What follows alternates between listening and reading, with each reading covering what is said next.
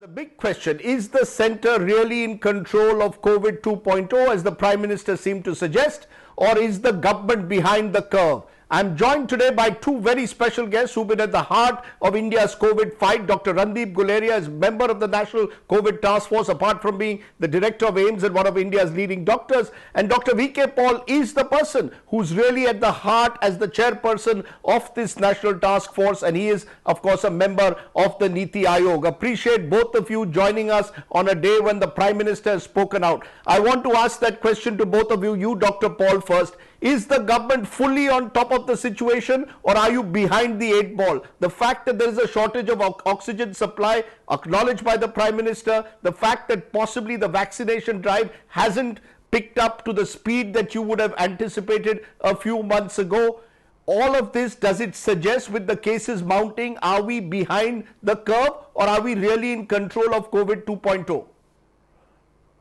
I think, as the Prime Minister highlighted, the pathway to control this pandemic with the help of people, with the help of state governments, we have a way forward to work together to face this challenge.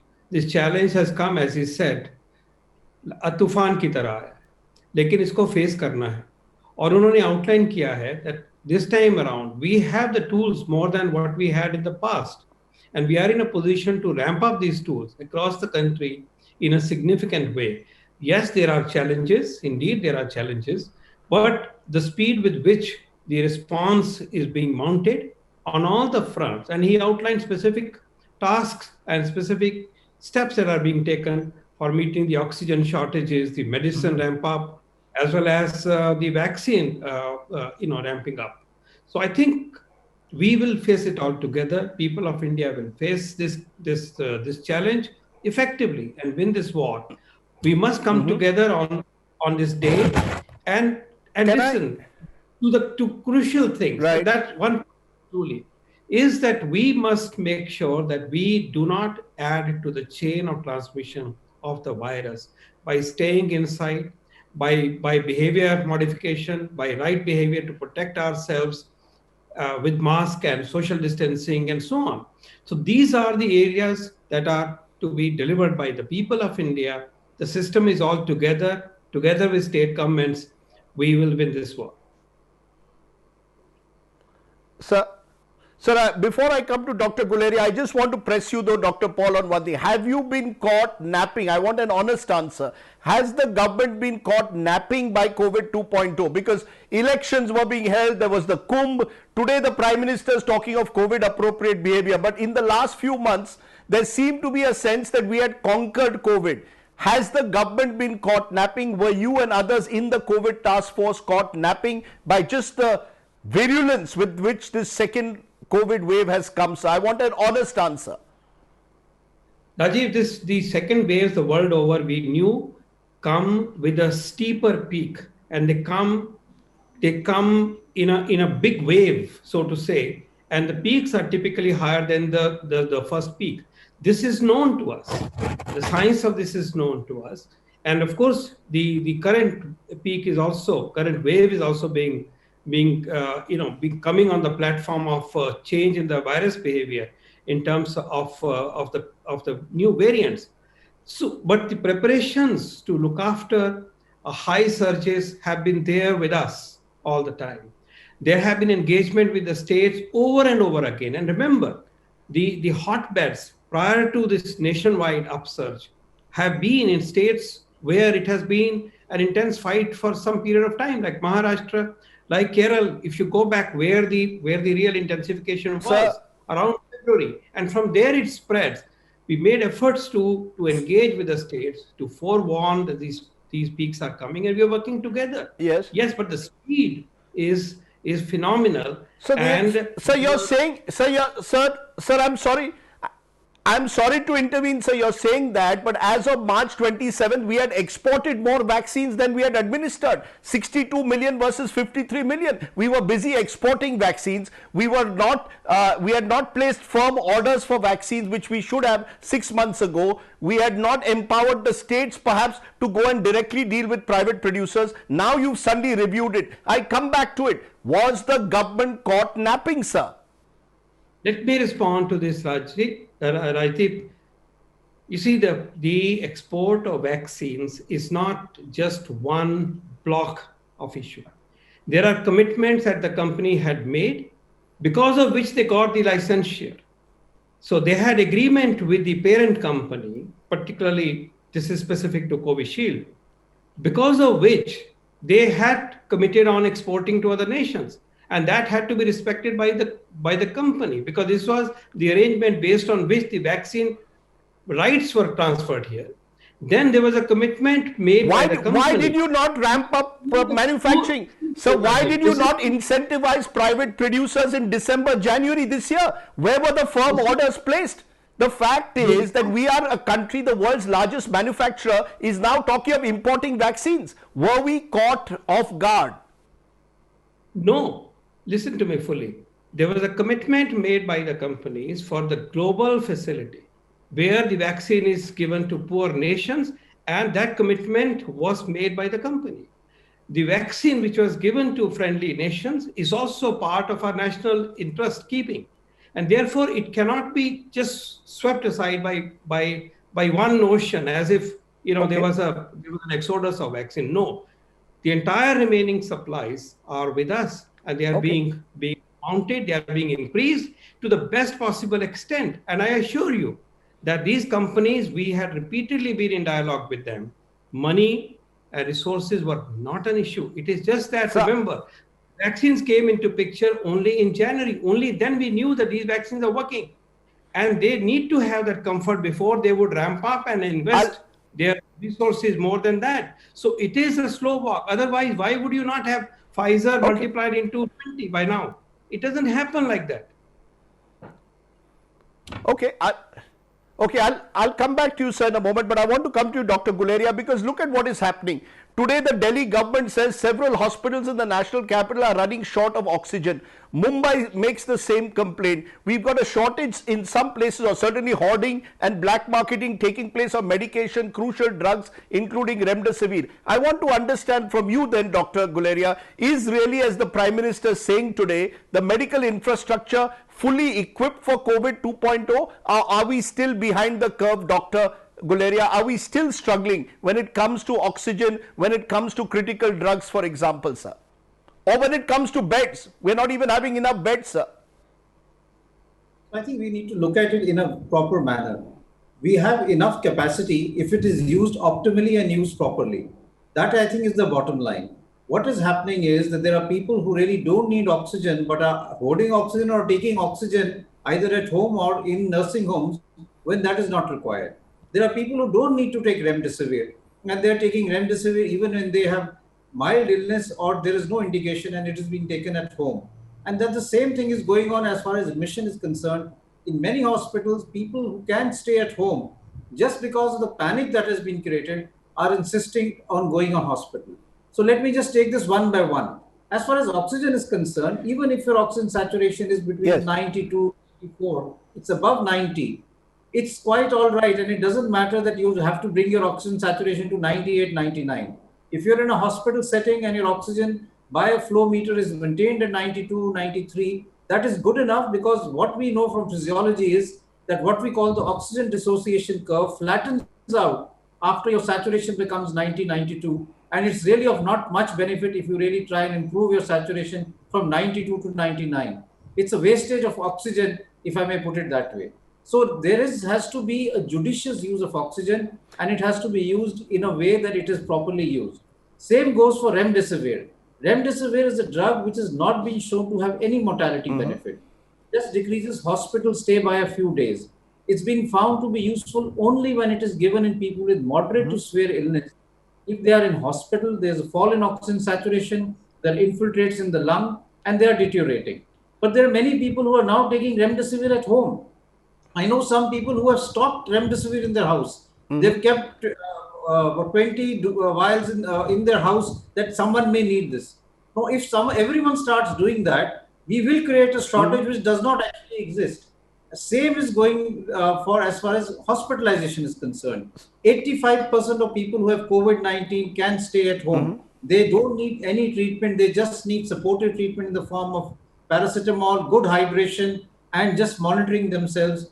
If we were to do that, there would not be a shortage of hospitals, there would not be a shortage of oxygen, there would not be a shortage of drugs.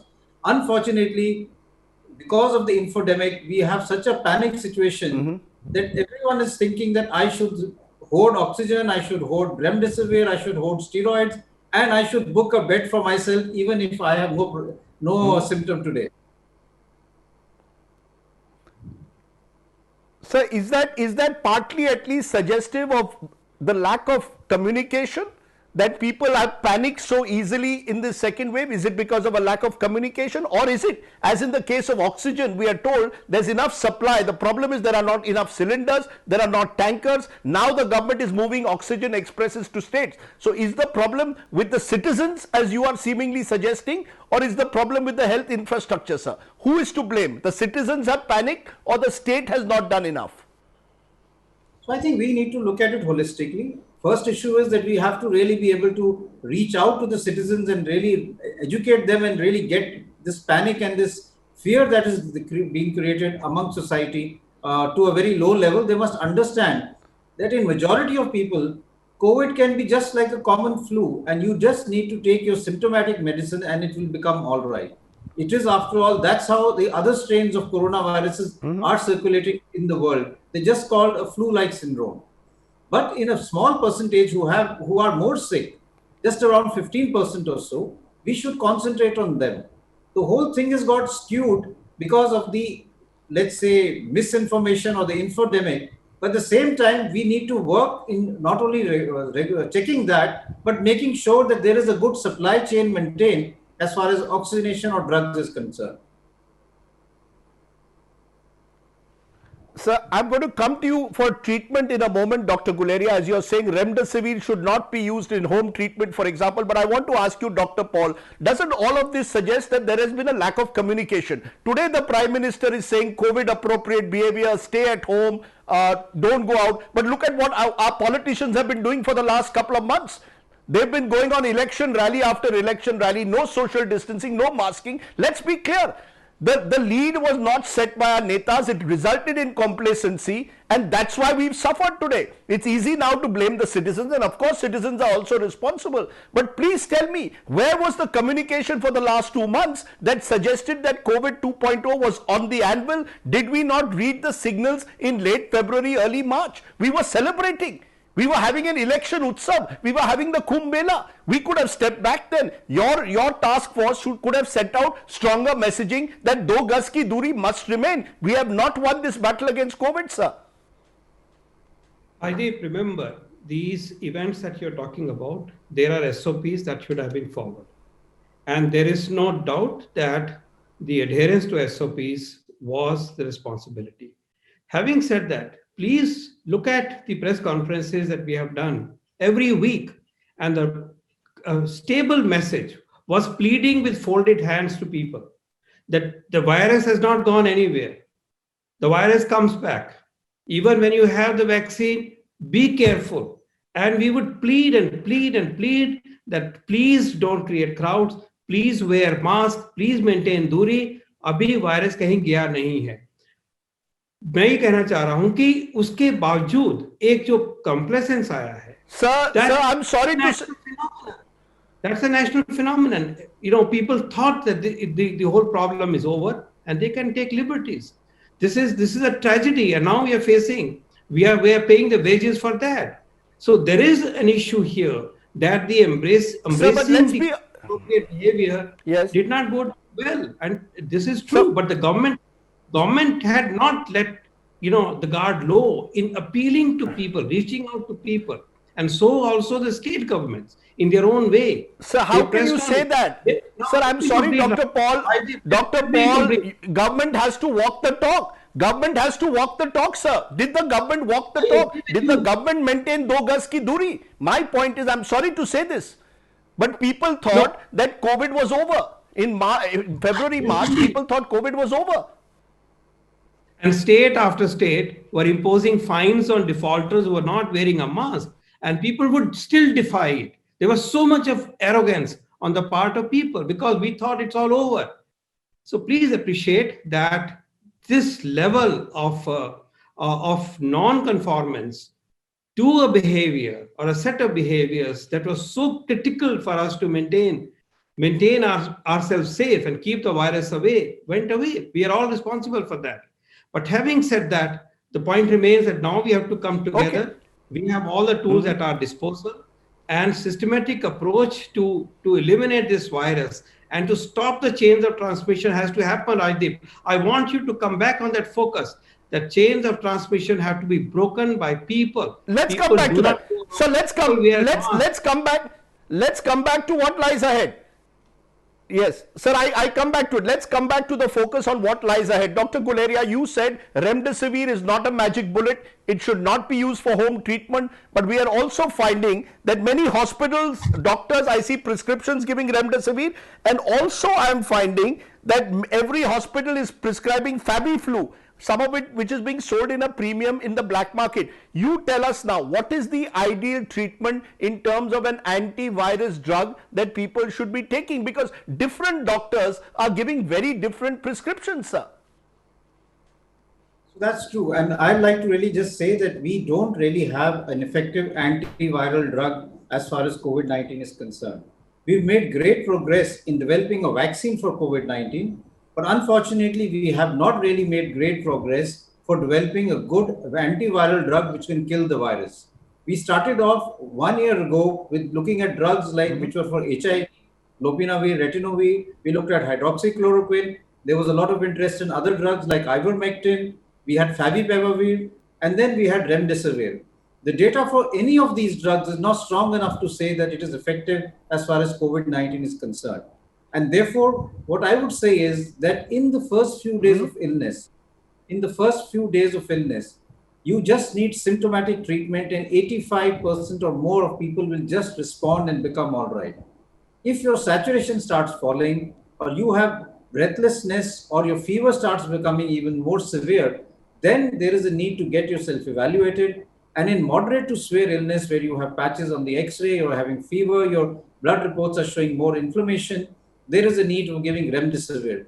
There is no need for Tamiflu, which is oseltamivir, which is a drug which was used basically for influenza. It is not a drug which has shown any benefit as far as coronavirus is concerned. It is a drug for another virus. So it has not been shown to be effective.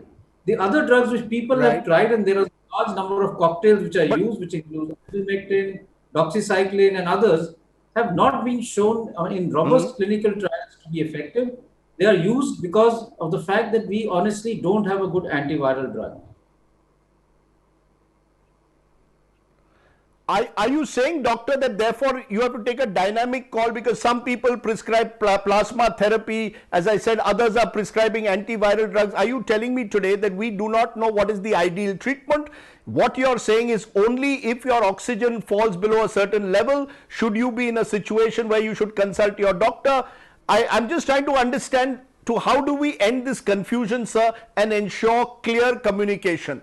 Because otherwise, everyone wants an ICU bed, everyone wants oxygen beds. What would you suggest, sir? So let me explain this. If you look at the natural history of the disease, majority of people will become all right, and the saturation will continue to be good. They may have fever which may last for 5 to 7 days, and they will just need symptomatic treatment. What we mean by symptomatic treatment is paracetamol for fever and symptomatic treatment for cough, cold, and the usual home remedies.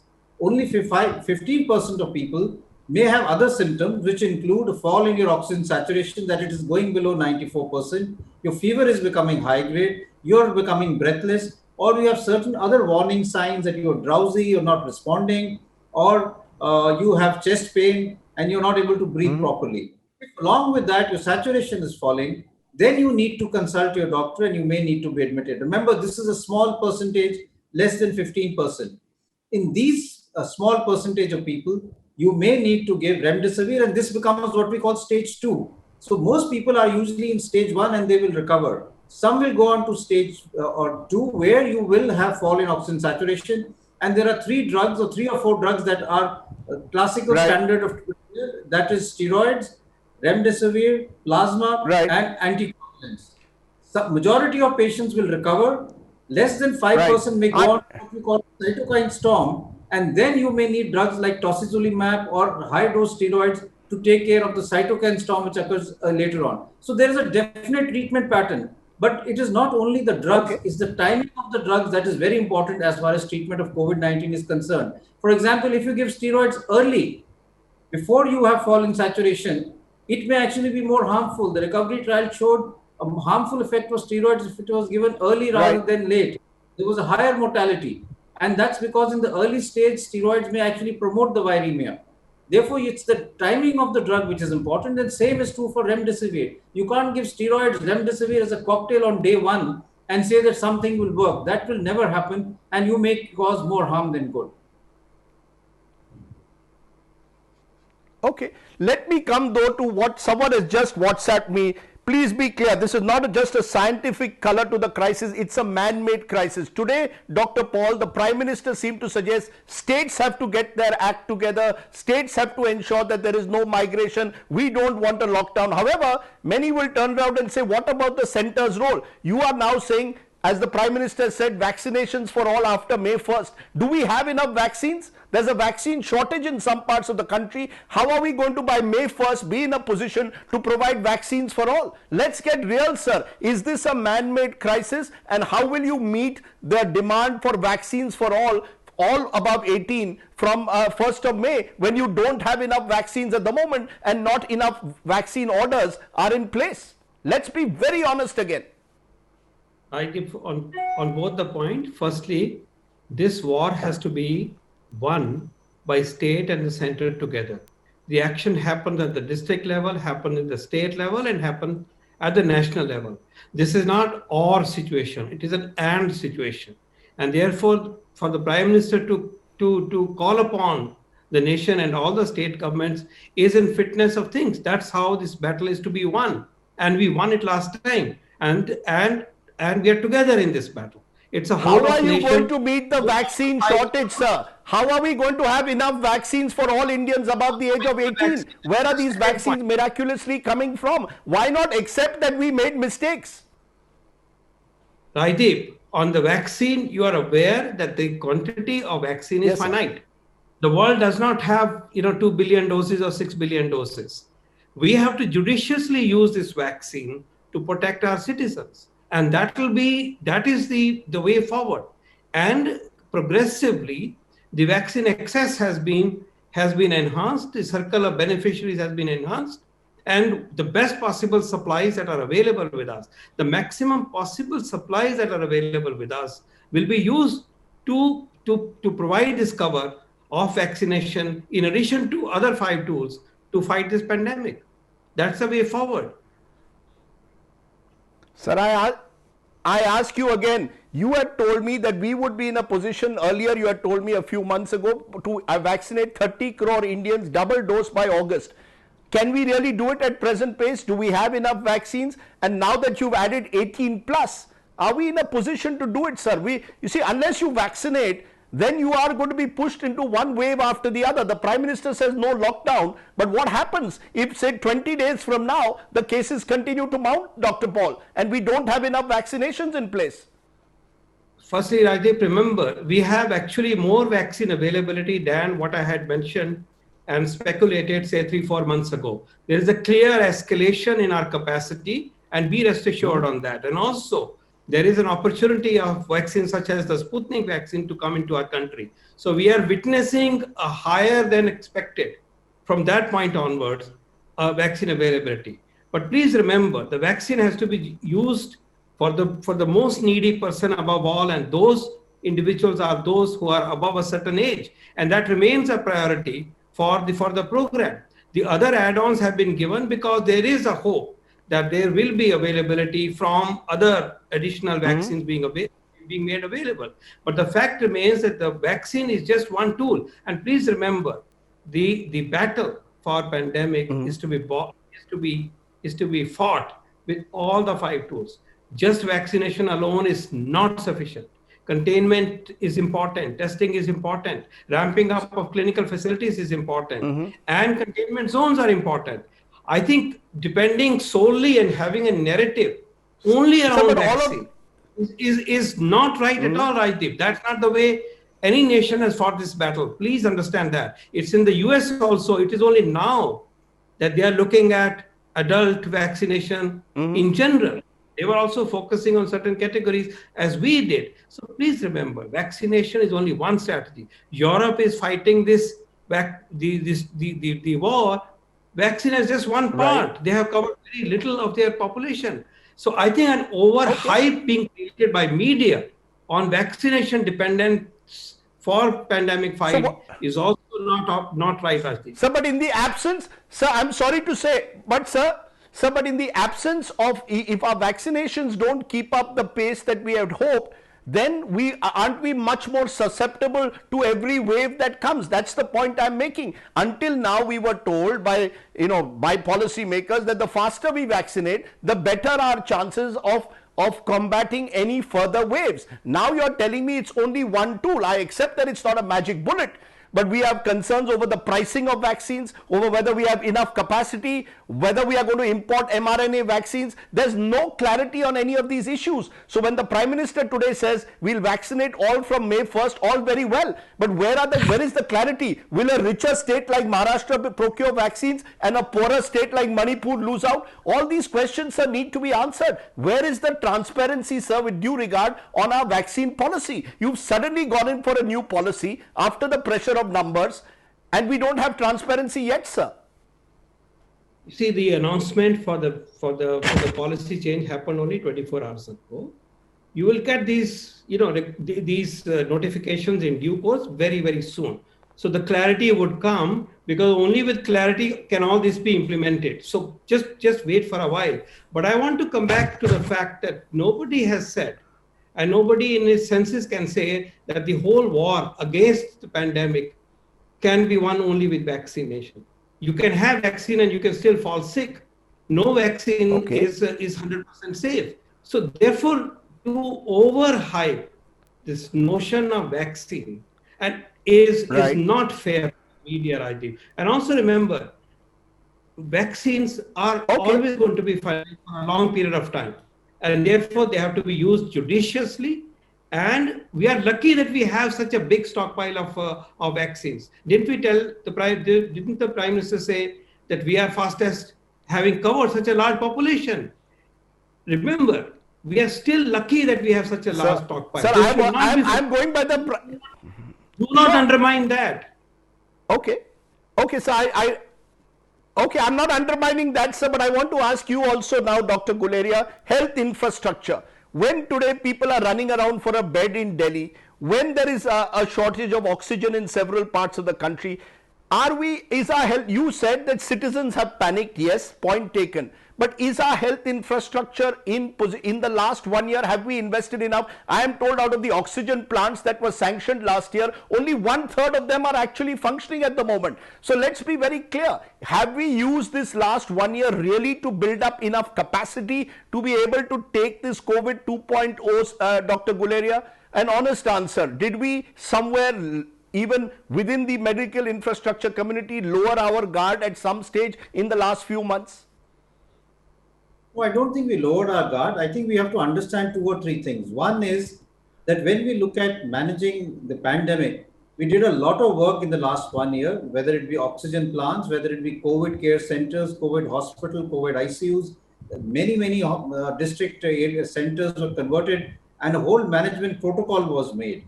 But then there is also acceptance of the fact that when the cases came down, there was a huge pressure for non-COVID care, which had been suffering for more than 1 year. So there was some diversion of things for non-COVID care. Remember, for 1 year, there had been no non-COVID care happening. There were people who had been suffering and had other diseases, whether it be tuberculosis, whether it be the immunization program, or whether it be a lot of other things. There was a need to bring that back on track. And because of that, there was also a little bit of shift from the focus purely on COVID to some degree of non-COVID care. And when we had this surge, that is now being brought back again to total COVID care. And that is the transition that is happening, which is taking place in some states. But when we talk of the health infrastructure of the country, we have to look at it not only from a pandemic point of view. We can't say that we will start managing all our COVID patients and we will do nothing as far as trauma is concerned. We will not manage the head injury patients. We still are having a large number of patients with trauma coming in. So we have to balance non-COVID and COVID, and that is where the strain is happening. Because when we had the lockdown and when we had a lot of such things, a lot of these things had actually almost come to a halt. OPDs Right. are running, patients coming to the OPD, we have routine surgeries I being done. Gradually, all of that has to be again tapered down or de-escalated, and that is going to take some time. But I think we can quickly come back to where we were a few months ago in terms of the infrastructure. So I want to ask you though one question which is critical. Just listening to what the Prime Minister said on lockdowns, and I want both of you then to respond to that, because there is a concern among many people, Mumbai likely to go in for a lockdown tomorrow and maybe other parts also. Listening to what the Prime Minister said, and then I'll come to you, Dr. Guleria and Dr. Paul. Just listen in. साथियों, आज की स्थिति में हमें देश को lockdown से बचाना है।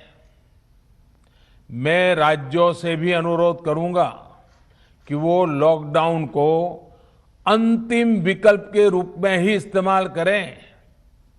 लॉकडाउन से बचने की भरपूर कोशिश करनी है और माइक्रो कंटेनमेंट जोन पर ही ध्यान केंद्रित करना है। So you heard the Prime Minister there. I want to ask both of you clearly. Dr. Paul, you first.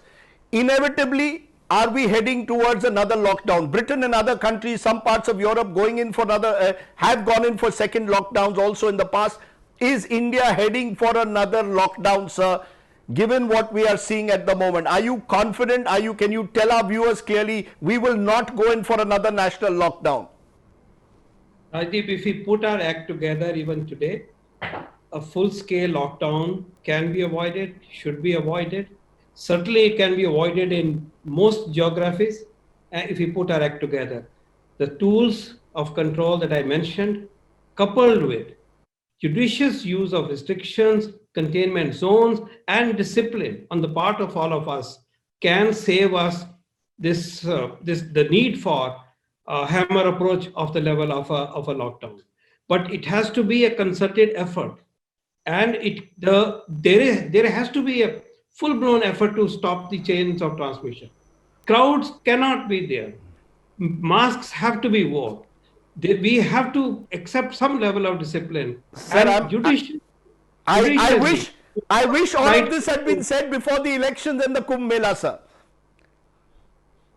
I wish all of this had been said a month ago before the Kumbh Mela and the election. But Dr. Guleria, are we heading for a lockdown? Is a lockdown inevitable? The government has always stated these. Dr. these Guleria, principles. is a lockdown inevitable? So in my opinion, we are not looking at a national level lockdown. What we're looking at is containment zones. What we need to look at is areas where there is a high case positivity, develop that into containment zone, make sure that from there the infection doesn't travel out, do a lot of testing, tracking, treatment, isolation in those areas, make sure that the people don't go out from that area, because this is a human to human spread. So if we are able to do that, make containment zones, make sure that we are able to contain the infection in that area, not allow it to spread to other areas. At the same time, go back to our philosophy which we had of having maybe red, yellow, green zones or whatever we want to do. We would and force COVID appropriate behavior, make sure that crowds are not there. We can get away from this pandemic. Remember, good non-pharmacological measures will go a long way. It's not drugs, it's not the hospital which will help us to control the pandemic. It's how people will behave and how we will interact with each other. And if all of us as citizens come together with COVID appropriate behavior, avoiding crowds, and really cooperating in terms of not allowing the infection to spread, we will not have a lockdown. I will ask you, sir, one last time, Dr. Paul. To some extent, is this a man-made crisis? I know it's tough to combat the virus. This is not an easy task that you and others have. But to some extent, missteps, export of oxygen, perhaps the vaccine policy needed to be reviewed. Perhaps we let our guard down. Perhaps, as I said, our politicians didn't set the right example. Yes, citizens also failed. Do you believe, in conclusion, COVID 2.0 is not just about the virus, it's also about our failings? We could have augmented production, we could have done much more. Do you believe it's man-made, or will you even now say at the end of the day, it's the virus which is responsible, not the humans, not the Well, government, virus is totally responsible, Rajdeep. whether state or center? we did let our guard go low in the face of a virus that was still lurking, and we have to face this now because we as a society, as people, we let this virus prosper, so to say.